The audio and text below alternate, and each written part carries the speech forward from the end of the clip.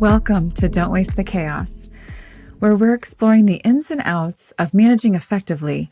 And for today's episode, that means managing in remote and hybrid work environments as well as in person.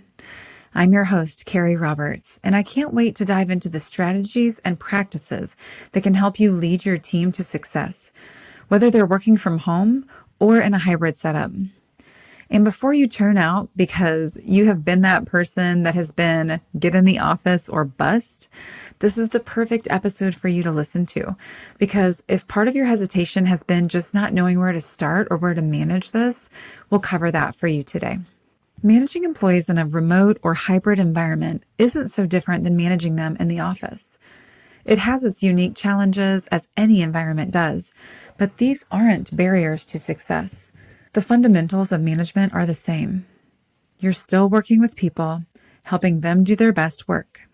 The key is matching your management practices to the partially or fully remote setting.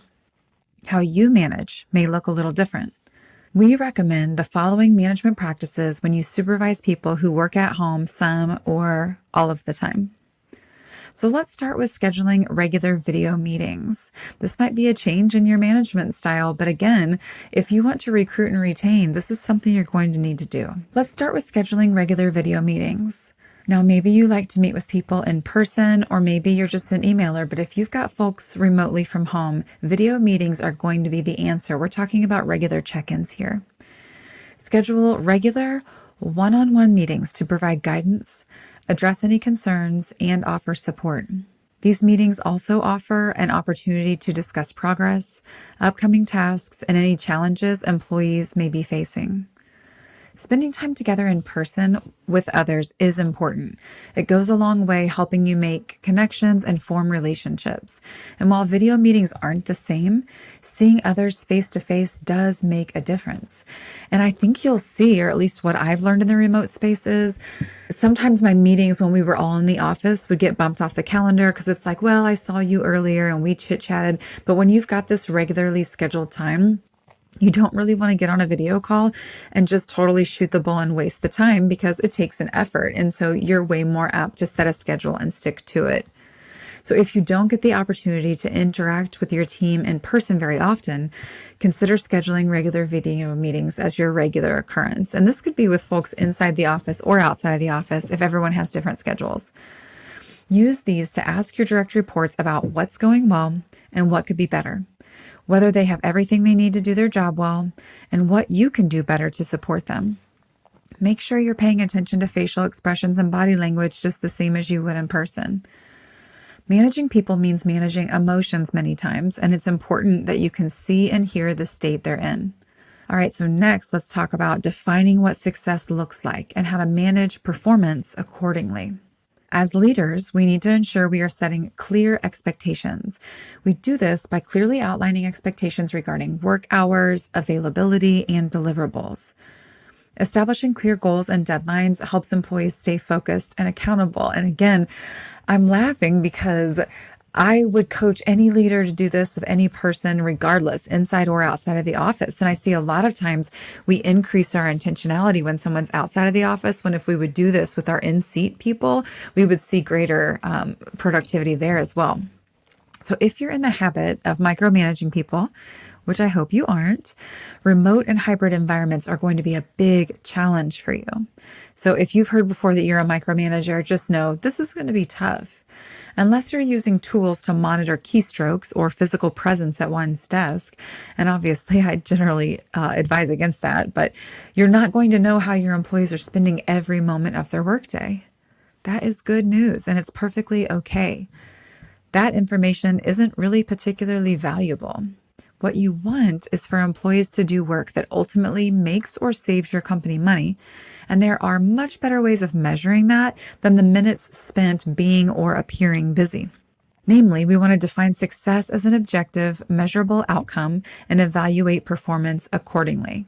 What does success look like in the role? Okay, next we want to consider employees' preferences when we're messaging them. And I know as a leader, we're thinking, no, we're paying them so we can just message them at any time. So in a physical workspace where you'd regularly see your team, it's customary to check in with them daily, at least with a stop by their workstation to say good morning or how are you. But some remote employees may want and expect that casual communication to happen daily. Others may be just fine hearing from you once a week or at a different cadence. This needs to be a conversation between the two of you on how you're going to maintain rapport at the level that you're both comfortable with.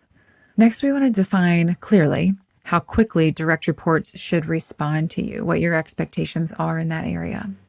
So when you send a person that you manage an email or a direct message, do you expect them to drop everything and answer you? Do they know whether they need to respond immediately or can they wait until it's convenient?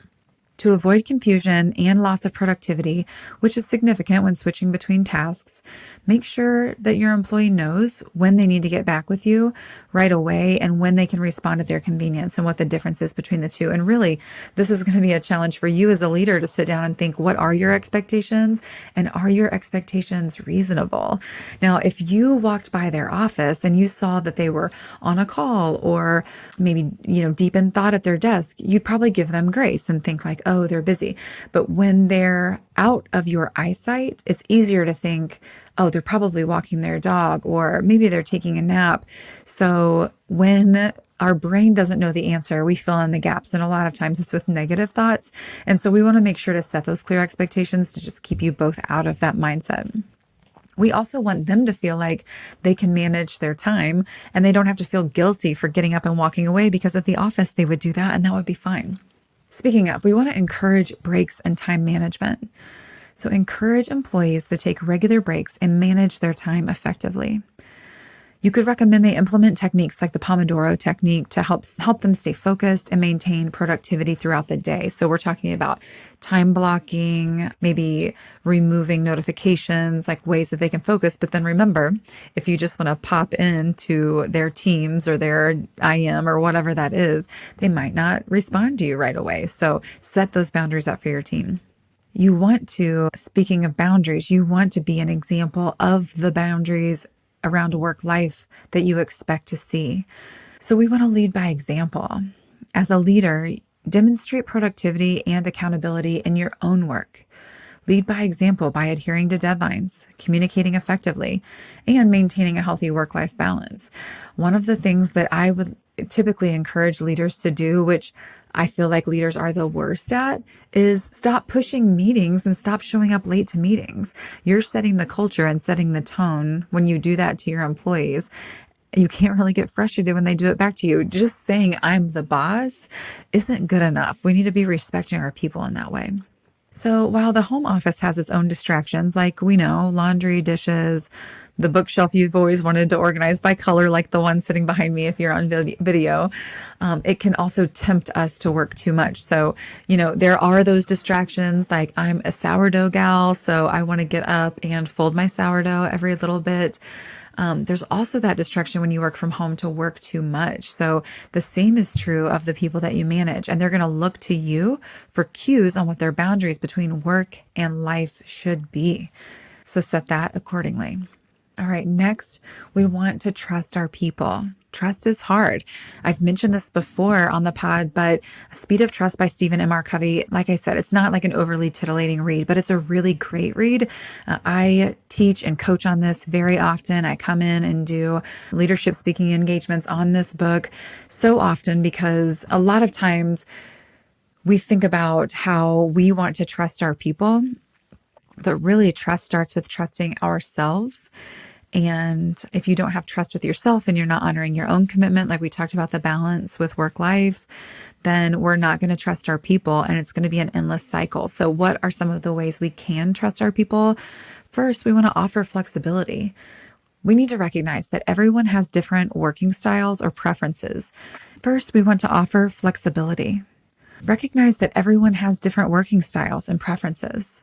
Offer flexibility in work hours and encourage employees to find a schedule that works best for them, as long as it aligns with the team the company needs.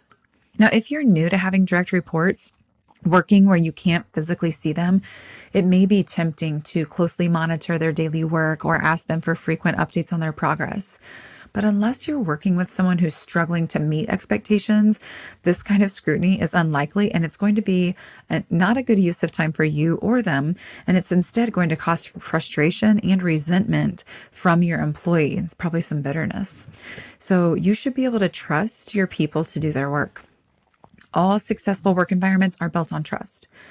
It's what enables people to work together. Remember, effective management is all about adapting to the needs of your team and fostering a culture of trust and communication. To me, it's a lot like marriage. Could your spouse cheat on you? Yes, everyone is capable of cheating on their spouse. And there's a number of reasons why the possibility of that goes up and down. But we just have to trust that they got married to us for a reason and they're not out to have a bunch of affairs.